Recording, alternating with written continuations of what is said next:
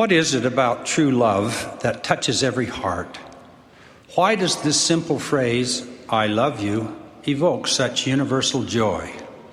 Men give various reasons, but the real reason is that every person who comes to earth is a spirit, son, or daughter of God. Since all love emanates from God, we are born with the capacity and the desire to love and to be loved. Responding to true love is part of our very being. Only as we feel God's love and fill our hearts with His love can we be truly happy.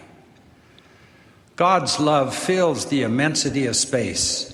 Therefore, there is no shortage of love in the universe, only in our willingness to do what is needed to feel it.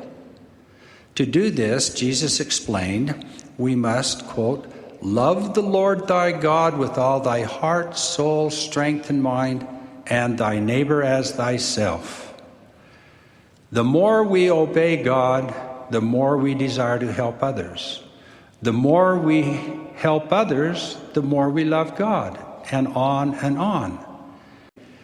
Trying to find lasting love without obeying God is like trying to quench thirst by drinking from an empty cup. You can go through the motions, but the thirst remains. Similarly, trying to find love without helping and sacrificing for others is like trying to live without eating. It is against the laws of nature and cannot succeed.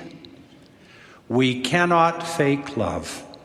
It must become part of us. The prophet Mormon explained, quote, "Charity is the pure love of Christ, and it endureth forever. And whoso is found possessed of it at the last day, it shall be well with him. Wherefore, my beloved brethren, pray unto the Father with all the energy of heart, that ye may be filled with his love." God is anxious to help us feel his love wherever we are. When we understand who God is, who we are, how he loves us, and what his plan is for us, fear evaporates.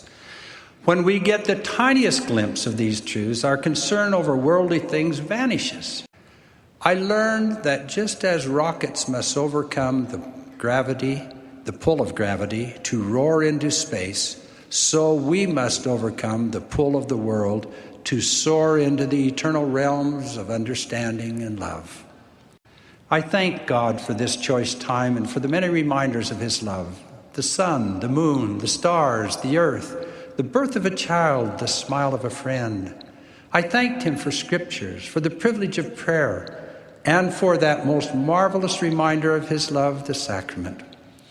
I learned that as we sing the sacrament hymns with real intent, phrases like, "How great the wisdom and the love," or "Dearly, dearly has he loved, and we must love him too," will swell our hearts with love and gratitude. As we sincerely listen to the sacrament prayers, phrases such as, "Always remember him," "Keep his commandments," "Have his spirit to be with them," will fill our hearts with an overwhelming desire to be better. Then when we partake of the bread and the water, with a broken heart and a contrite spirit, I know we can feel and even hear those most wondrous words, "I love you, I love you." I thought I would never forget these feelings, but the pull of the world is strong and we tend to slip. God continues to love us, however. When filled with God's love, we can do and see and understand things that we could not otherwise do or see or understand. Filled with his love, we can endure pain, quell fear, forgive freely, avoid contention, renew strength, and bless and help others in ways surprising even to us. Jesus Christ was filled with unfathomable love as he endured incomprehensible pain, cruelty, and injustice for us. He invites us to follow him and partake of his unlimited love, so we too may rise above the pain and cruelty and injustice of this world and help and forgive and bless.